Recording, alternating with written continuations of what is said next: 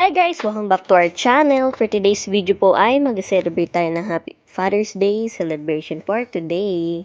Happy Father's Day po pala, Dad. Thank you po sa lahat ng bagay and we appreciate all of your hard works and effort in life. Thank you very much. Thank you for keeping us all calm in the toughest situations. You've always been our unwavering support. On this day, may God bless you with good health, lots of happiness, success, and love. All this and more because you all deserve the best. Po.